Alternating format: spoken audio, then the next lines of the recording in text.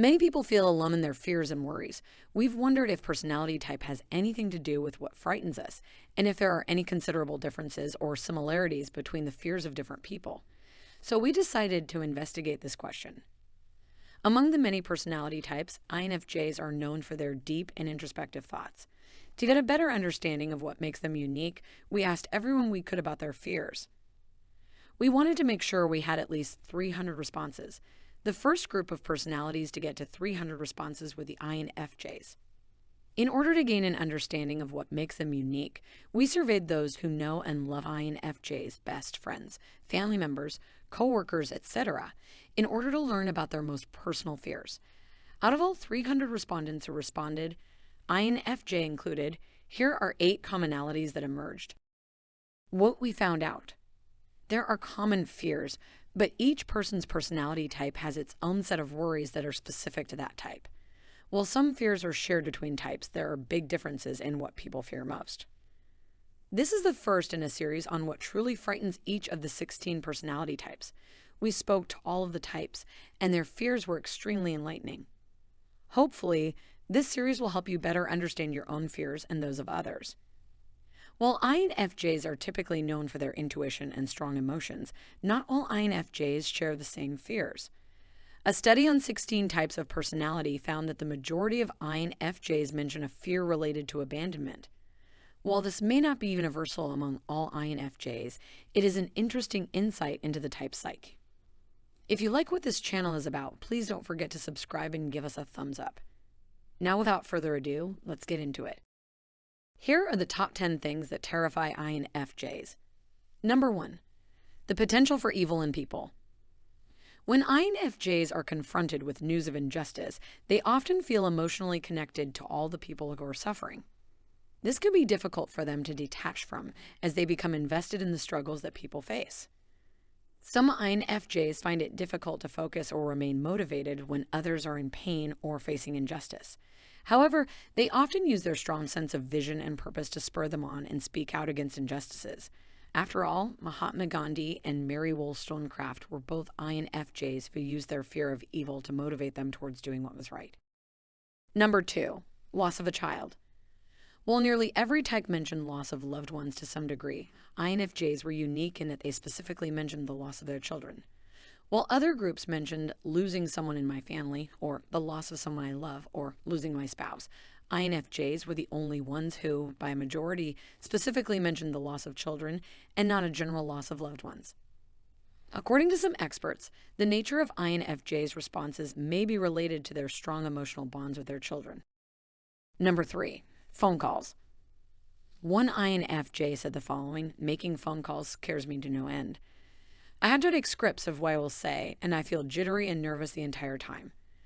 I hate it when there's no way around making a phone call. Many INFJs we spoke with cited phone calls as a major source of anxiety and worry. They found written correspondence to be more relaxing than talking on phone, unless they were speaking to a very close friend or family member. Number 4, crowds. INFJs can be overwhelmed in large crowds of people because they tend to absorb the emotions of those around them, and they also have inferior extroverted sensing, which makes a lot of commotion especially difficult for them. This may be more of a stress-related fear than an actual cause for terror, but it was mentioned a lot. Number 5, fear of ghosts.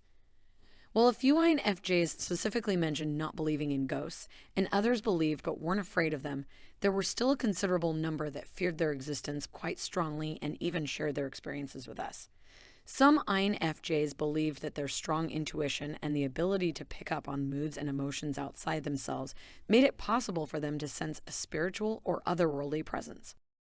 INFJs are often found to be quite intuitive, which may make them more susceptible to experiencing things that terrify others. For example, one INFJ woman recounted how she had a recurring dream in which she was being chased by a dark figure. She believed that the figure represented her personal fear of death, so when she had the dream, it would make her extremely anxious. INFJs may also be more likely to be terrified by things that are out of the ordinary or inexplicable. One INFJ man reported feeling terror at the sight of blood for no reason whatsoever.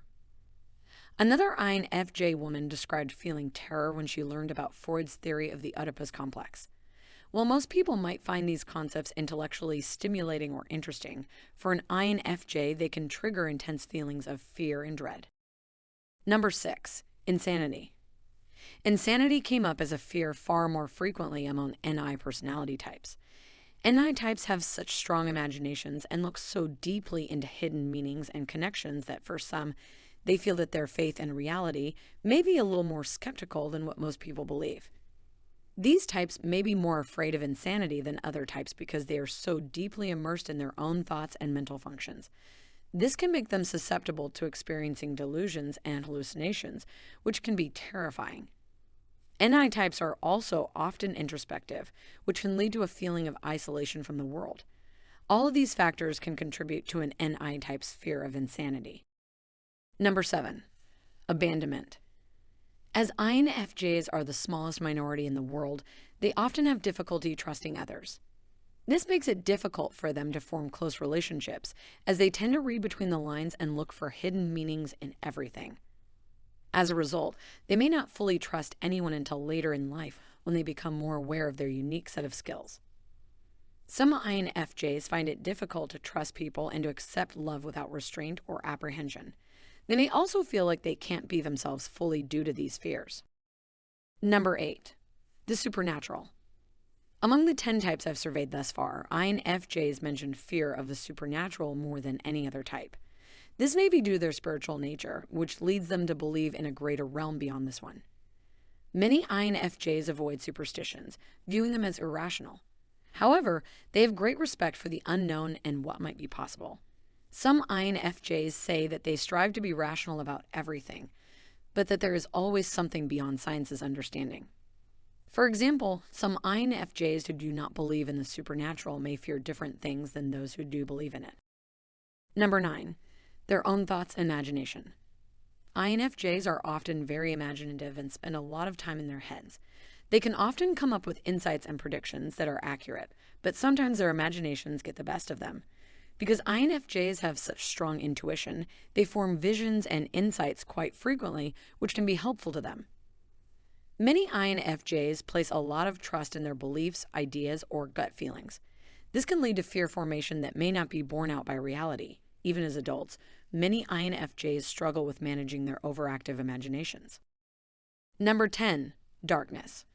While many INFJs can enjoy stargazing or a nighttime hike in the woods, they also mentioned a deep fear of dark spaces in their homes. Getting up in the night and using the bathroom might make their minds wander to all the things that could be lurking in dark corners or empty rooms of their homes. They tend to fill in dark spaces in their homes with terrifying ideas and images from their imagination. What do you think? Do these fears bother you or do you disagree? Share your thoughts in the comments. Thank you for watching, and please don't forget to subscribe.